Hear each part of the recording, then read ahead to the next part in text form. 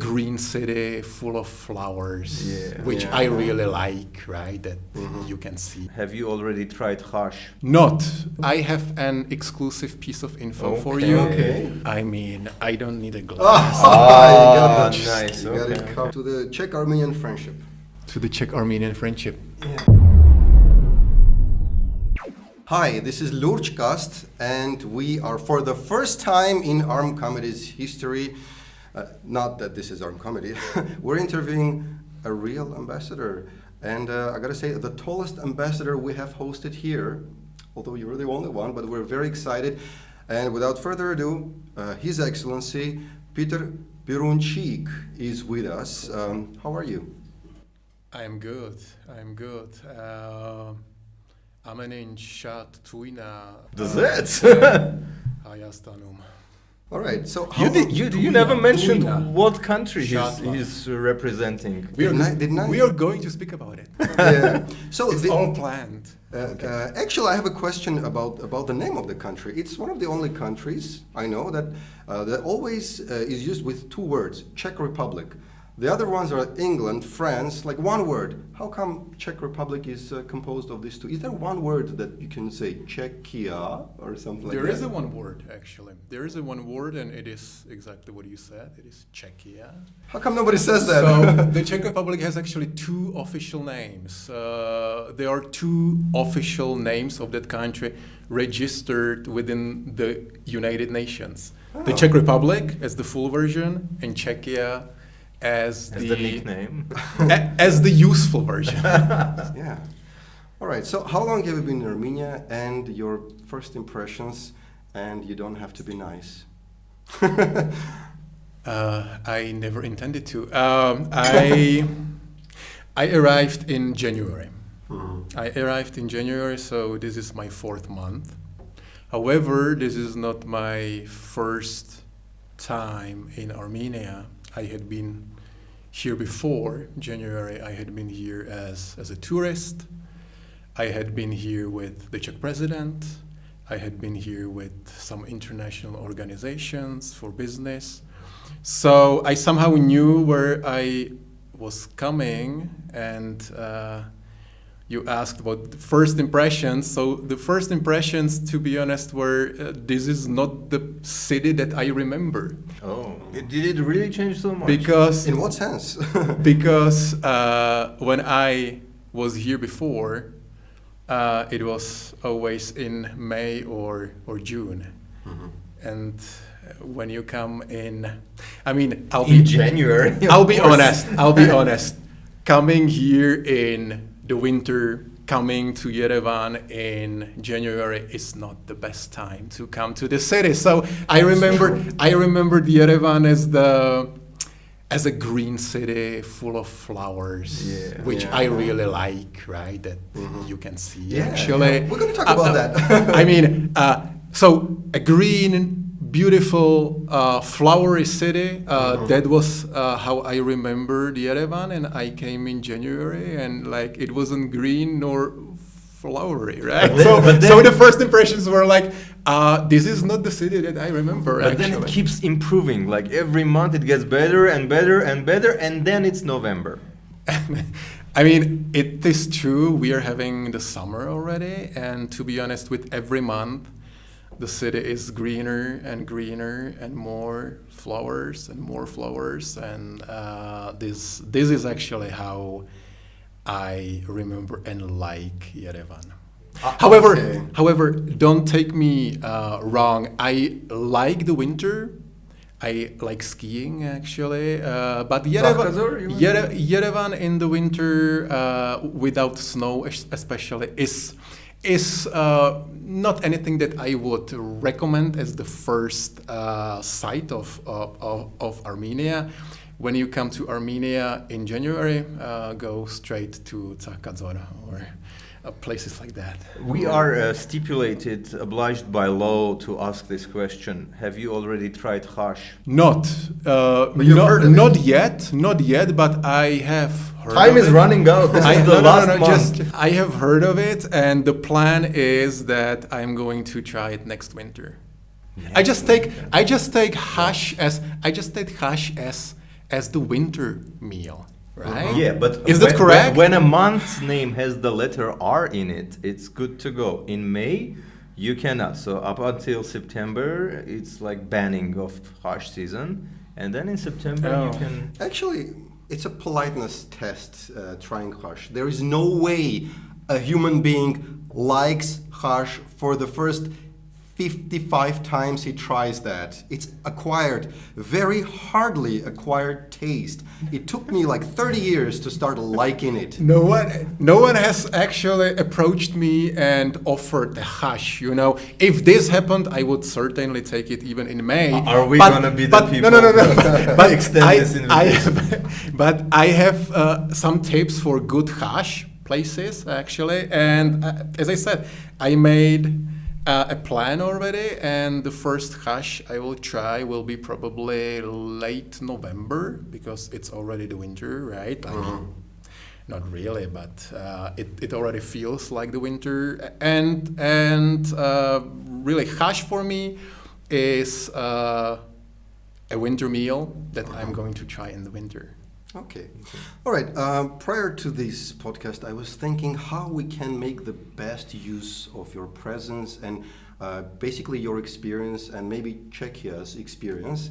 We have this feeling that you started developing in different areas, social, urban infrastructure, slightly earlier than Armenia. And maybe some of the things you find here you can relate to from your experience. Oh, we had these problems maybe 10, 15 years ago. Oh, we didn't have bikeways or skiing facilities, some special things in the beginning. And maybe there are some things that we can take from you, like tips. What do you think can be even better in Armenia? Is there something that you see? Oh, it's so obvious. They're 5 years away from realizing that they need more garbage bins or more sakura trees, which we are already doing, by the way. What's your feeling? How can we get even better? Other than having more flowers in January. Well, in the city, that's actually a tip. I mean, really a green and flowery city in January, that would actually be something. Anyway, is that why you've been having that flower since January? No, flowers are life. Flowers are life. Not the way you're wearing it, not anymore. And they also die. I mean, this is a real one, carnation, right? Every flower I wear is a real one. I mean, a flower is only natural, right? Like there are plastic flowers, but they look like flowers, but they are flowers, not. They are not flowers, right? So no, that's not the reason why I am wearing and I wear every day a fresh flower, a fresh natural flower, right? The reason is that I like flowers. That's simple. What's the reaction of Armenians who see the flower? Because that's not usually what we see. I think that Armenians like nice things. Okay. And all flowers are nice, right? So I think that Armenians like it because they like flowers. In the Czech Republic, for example, we also wear flowers, but usually for weddings. Okay. So people sometimes ask me, are you going to or from a wedding? Every minute of your time is you're about to enter a wedding. But this is actually quite a long and unfortunately lost tradition. Like 100 years ago, there were not every man, but there were quite a few men who wore flowers in the lapels, right? Or how you pronounce it? Lapels. Sorry. And I mean, it was a normal daily practice, right? That we have forgotten, unfortunately. So I'm trying to recreate as a historian, a nice practice that we have almost lost. That's one thing, and maybe not enough Trdelníks in Yerevan. I haven't seen any Trdelníks yet. However, that's actually I like you, and I know that you're journalists and you're online, and like all journalists are actually interested in some hot new pieces of information, right? Some like what's that word for that? Some exclusive information, exactly. Yeah. Some exclusive. So I have an exclusive piece of info for you. Okay. There will be a place with Trdelníks. 3 In Yerevan, actually. Oh, A new place seriously? with Trdelníks in Yerevan is going to open soon. Okay. More to be continued and more to be announced. Just Nice. Trdelníks or beer too? It's one of those. Yeah. We have these 2 things really that we know. Trdelníks, beers, meals, and other things as well. Which, by the way, actually reminds me of something. This place is not open yet, but it will be open soon. In the meantime, I have something for you here, so you can enjoy the Czech bounty. It's of course a Czech beer, probably the most famous Czech beer from Plzeň. So this Pilsner. is one for you. How do you pronounce that? I thought it's Pilsner. We always say That's a German Pilsner. name for Plzeň. In Czech, it's actually Plzeň. Does it mean anything? No, it's just it's just the name of a place. And Can we get some glasses? I mean, I don't need a glass. You got that. Nice. You got Okay, it covered. Well, I was going to Going ask old you. school, thank have you. you tried the good beer places? Why am I giving you to open? Yeah. It's like- Let's compare. So I'm your serious, the impression casual of our local beer compared Yeah. to the best beer in the Don't world. tell us the. You know places. what? I am a diplomat, so I will say every Armenian beer is just very tasty, very good actually. No, but really, actually, I have visited several like beer places, like breweries. Mm-hmm. I've been to the Darget. I've been to some other ones, and I must say, so Cheers. in Czech it's na zdraví because we drink for our health. I know that in Armenian you say kenats. So Na zdraví. kenats, na zdraví. Yeah. Cheers. Cheers.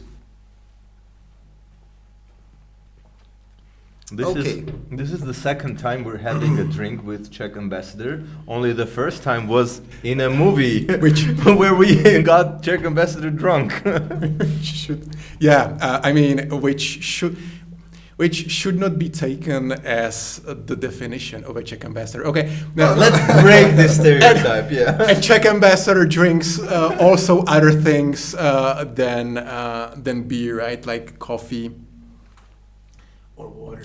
You drink water. I think we're really not helping the stereotypes right Yeah, now. we're not. No. I mean, it just and like now I'm actually I will be serious. Okay, I am not happy that the Czech Republic is so strongly affiliated with beer, because if you say Czechia or the Czech Republic, if you say Czechia, everyone starts to think about beer, Yeah. about Prague and beer.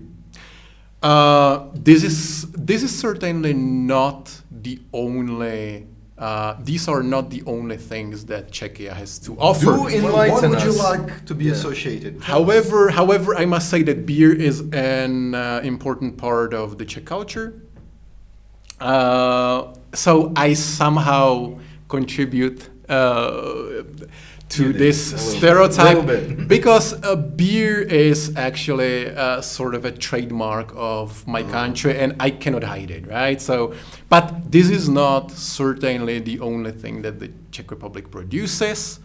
You probably know, certainly know the Škoda cars, for example. Yes. And trolley buses. You know trolley buses and trams. There are no trams in Yerevan, Not as far as anymore, I know. there used to be. There used to be, and the tram that is used all over the world, actually, and it was probably used even here, as far as I have heard are Czech trams. Yeah. So there are certainly other products that the Czech Republic has to offer. Is Škoda owned by the Czech government, or is it like a part of one of these consortiums, like the big ones like BMW or Mercedes? Škoda was, as we say, privatized in the early 90s. You in the very beginning, you actually asked me for some tips. And you said that the Czech Republic has gone through some experience that Armenia is going through and so on.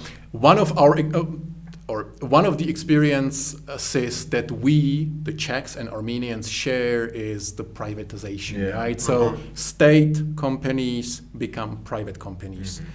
Škoda car factory became a company owned now by the Volkswagen group, so it's a part of the Volkswagen.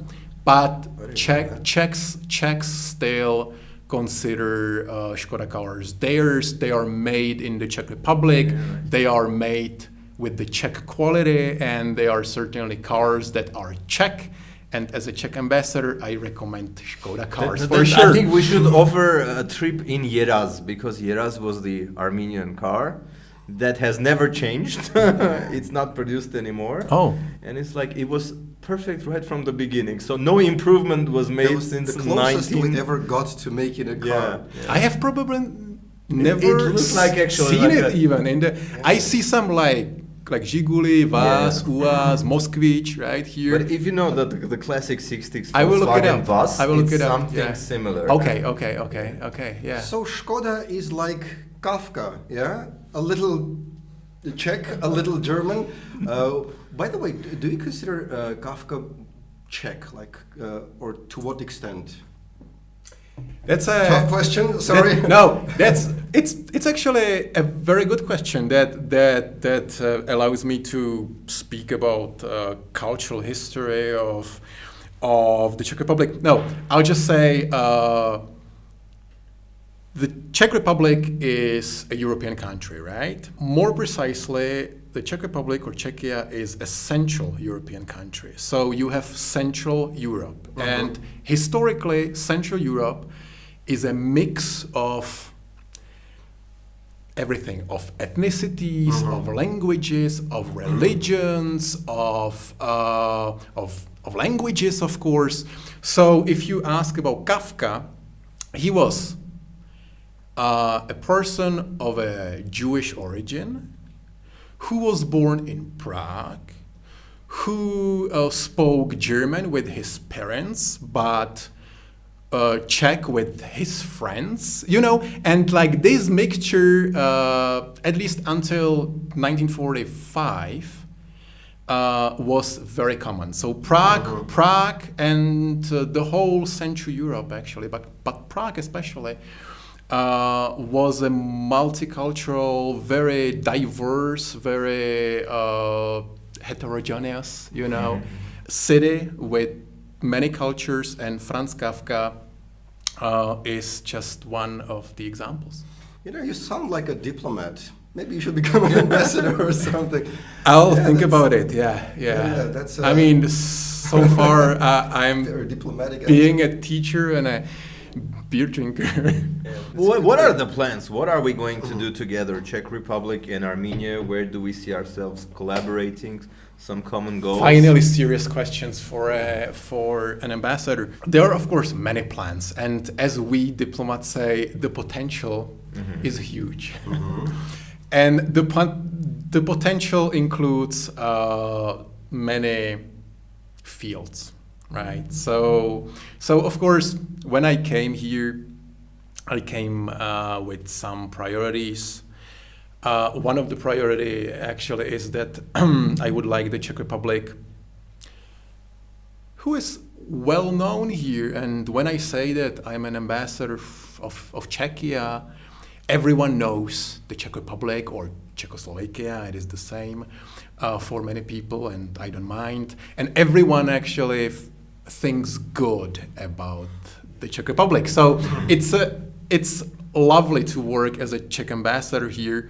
So, but yet. One of my goals here is that the Czech Republic should be more visible. This is actually an example how I am also trying to do that, right? Thank you for helping fulfilling my goals. And of course, I would like more visits to come here to Armenia, more official and unofficial representatives of Armenia coming to the Czech Republic. Also, there's a potential in the economic cooperation. For example, we do a lot of projects with NGOs, with the non-governmental sector here in Armenia.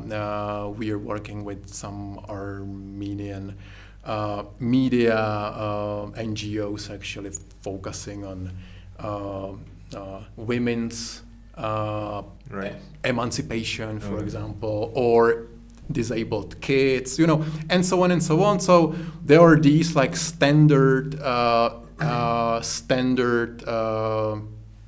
spheres that the embassy is active. I think it's that's one of the most valuable things that we can get from the Czech embassy is your experience, all the things you've been through, and that we're still yet to go through that, and some lessons learned. And from that point of view, I want to, I don't know if we can get anything on a more social level, like from your more social and human experience, because you're also a human, right? Right? Again, like you're thinking too long. I try to be as human as I am. Yeah. Yeah, and I'm really wondering how is the Czech society generally doing these days?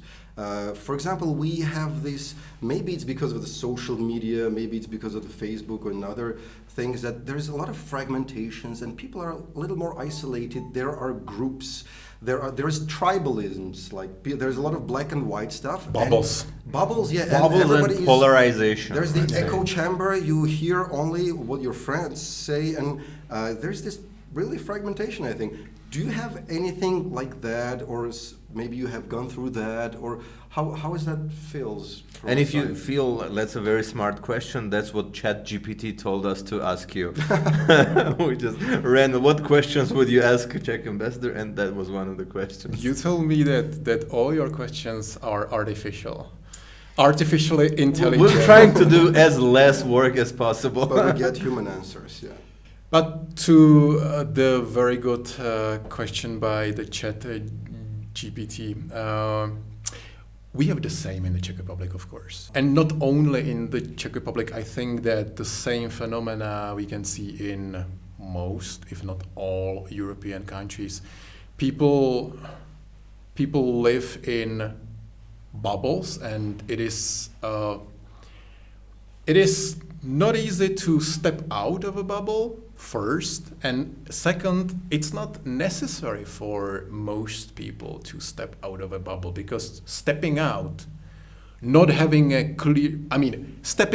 a bubble means that you don't have a clear opinion on very often complicated, complex things, right? And to have a clear opinion on something that is difficult to understand, that is just somehow difficult to interpret. You can see it from various perspectives. That is not easy. It's always pleasant for the humankind, to so get reassured. I think that like it is very human to keep ourselves in the comfort of our bubbles, where everyone understands you, everyone agrees with everyone, and so on. So we, of course, this is a comfort zone that is comfortable for people here in Armenia, but also in the Czech Republic and elsewhere. But do you see a lot of angry Czechs online? Are people also? Are there a lot of angry people, like with these inter-bubble clashes or something, or is it just here? I must say there are angry, as you said. I would rather say unhappy or frustrated or worried. People in every country, right? Be it for financial, economic reasons, be it for like other reasons. And of course, you see these people in the Czech Republic and in Armenia as well. You hear these people, you read these people, you hear and read the critical opinions, because the Czech Republic, just like Armenia, are democratic countries. So like it just goes without saying, it is very natural and very automatic. Then in true working democracies, there are people who just agree with something and disagree with something, and these people are heard. Are Czechs funny? No, not at all. No. What is funny?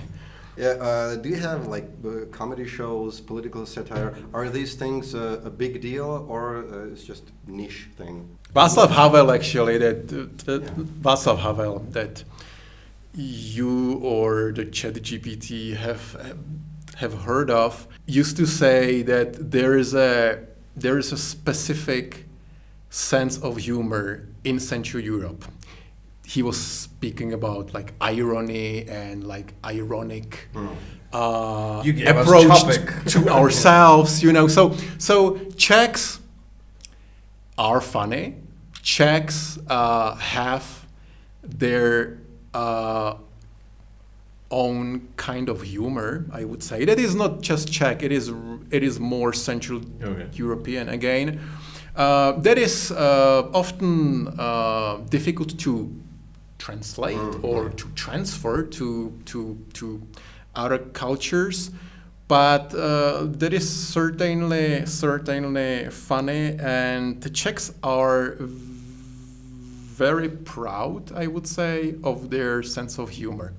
Okay. So to answer your question simply, yes, Czechs actually are funny. Okay. Very diplomatic. Another question that ChatGPT totally asked is, how about simplifying visas for Armenians to get to Czech Republic?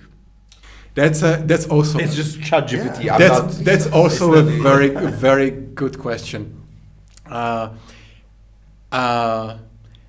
We as the Czech Republic and we as the EU, because you probably know that there is something that is called Schengen, and we heard Czech Republic. Keep hearing that. We are a part of a larger group, right? But nevertheless, we are an active part, and like we can actually influence something. So both the Czech Republic and the EU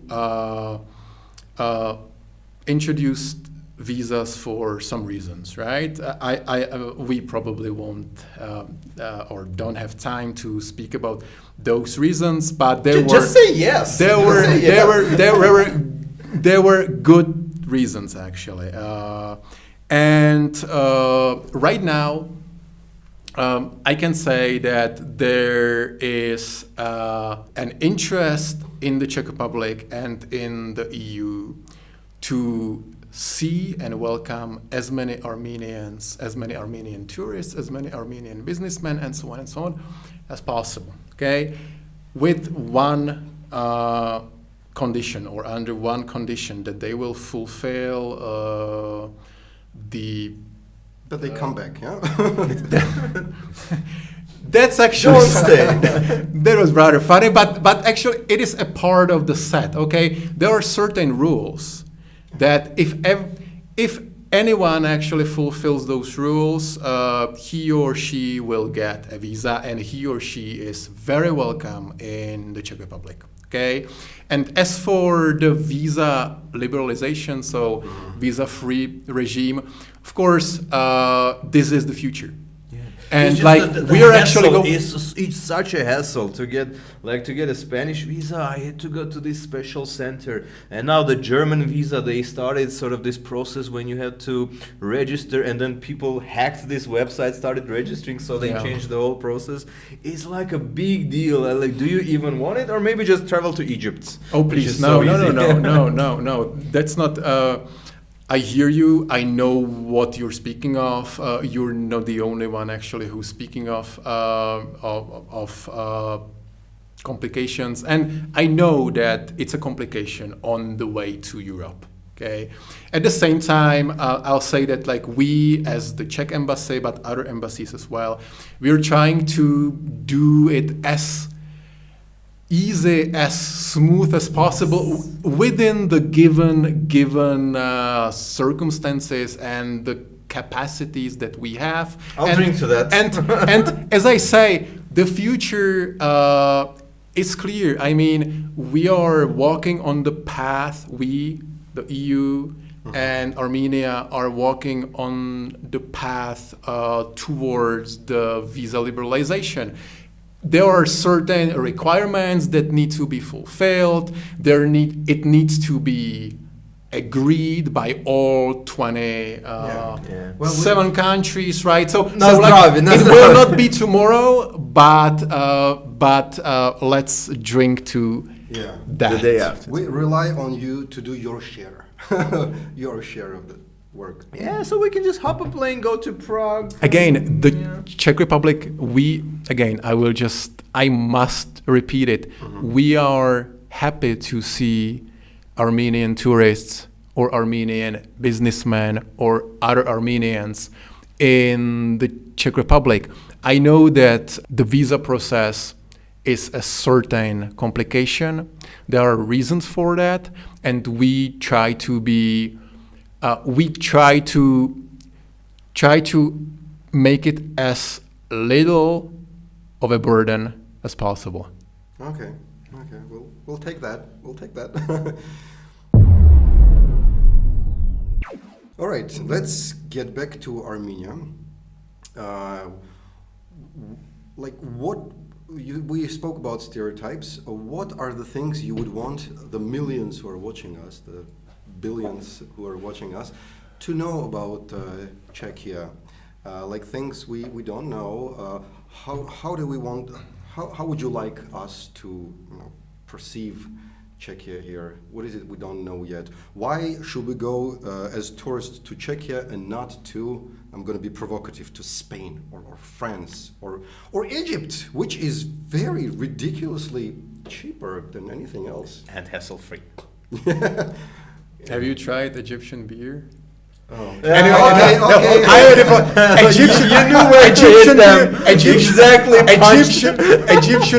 Egyptian beer is almost as good as the Armenian beer, actually. So no, that's just what happened?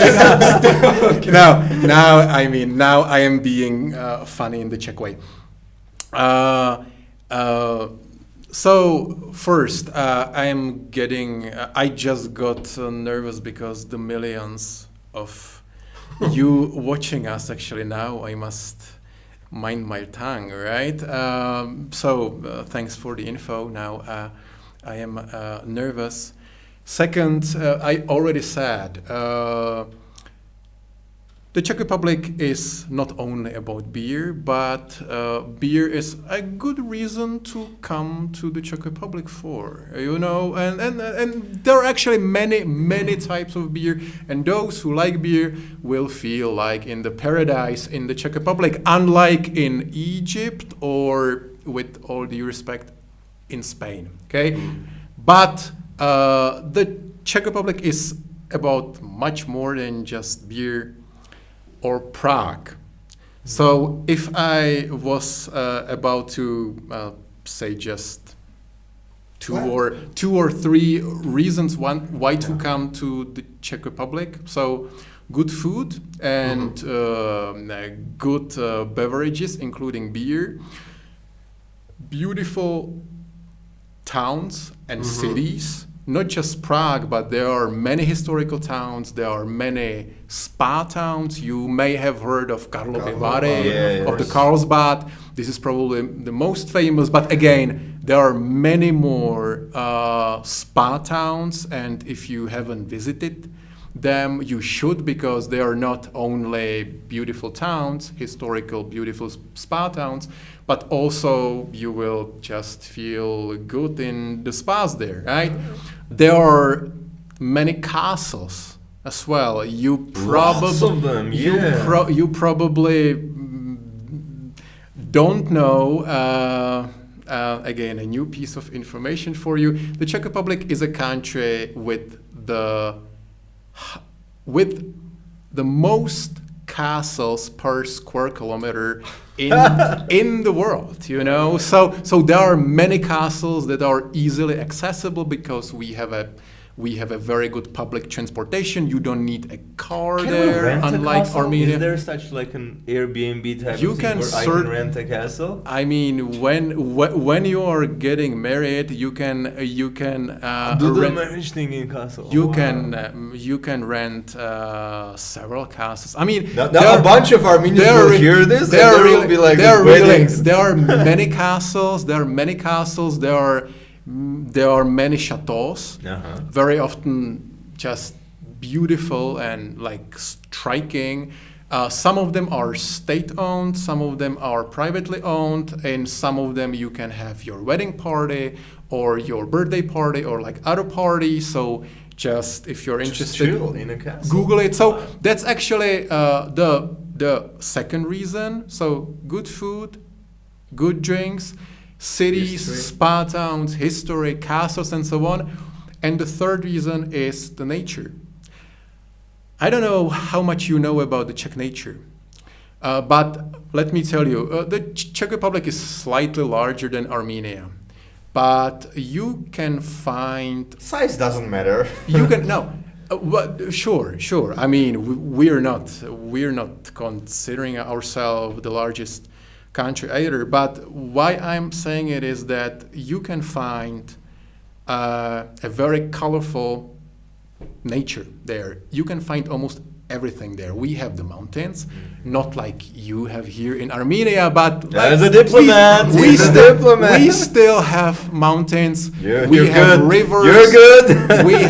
we have nice fields. We have nice villages, and in those fields we have rocks. We have canyons, and so on and so on. So on a rather small territory, you can find a lot of natural sites to which you can travel easily.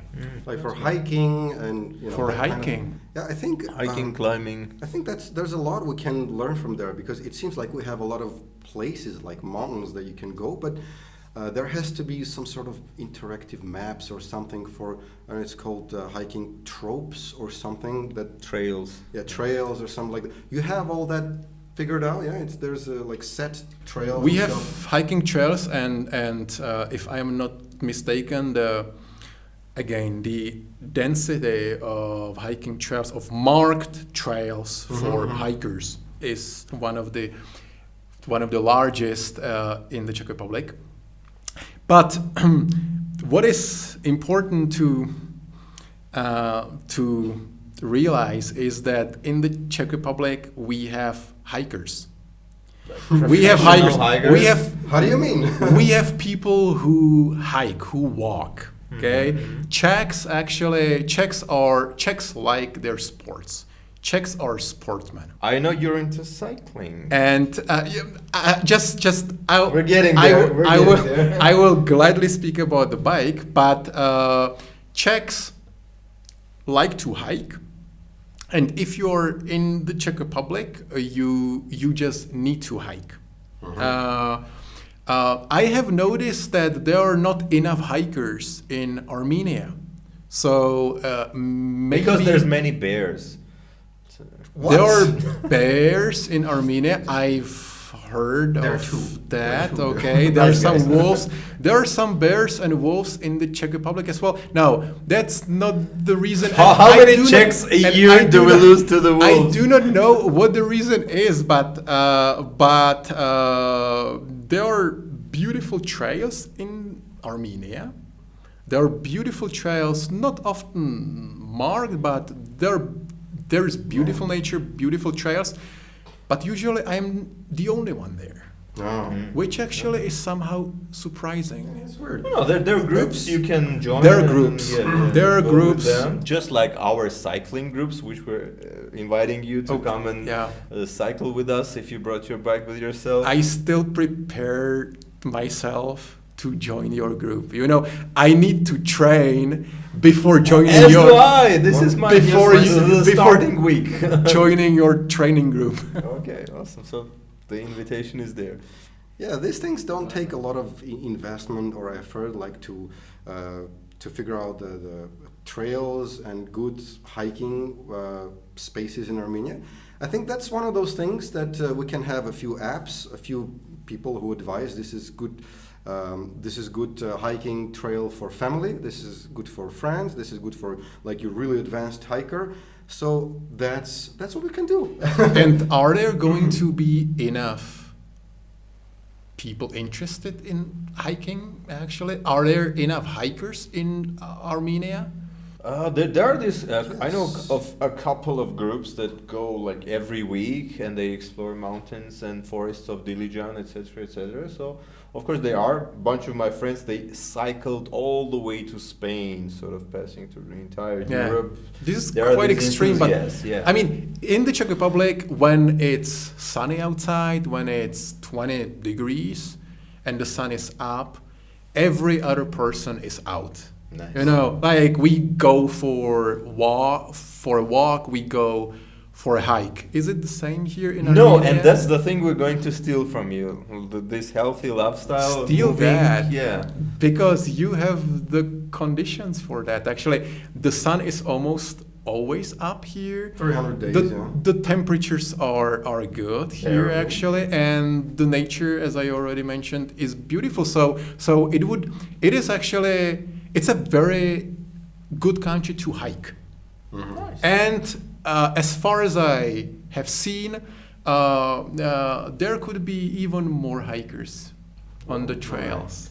Well, thank you for Just- giving us your. Just like there can be even more bikers on the roads, right? Yeah, Do you it- agree with me? See, the problem that there are many cars and some people Yeah. are legitimately afraid, but we'll conquer that fear and we'll sort of raise the cycling culture. And yeah. Yeah, biking is not very survival friendly in the city, but we'll get Not in the there. city. No. It is dangerous in the city anywhere, not just in Yerevan. But I think that it is not difficult to bike here on the roads actually, and the drivers are rather cautious and observant. Thank you for taking the time being here at our studio. We hope sort of to explore our mutual friendship with Czech Republic and then maybe come visit, right? Yes. I want those We'll be hiking there. tours. You're very welcome, and I hope that you will come to the Czech Republic and you will see that everything that I have said today is true. Excellent. Well, to the Czech-Armenian friendship. To the Czech-Armenian friendship. Na zdravie. Na zdraví.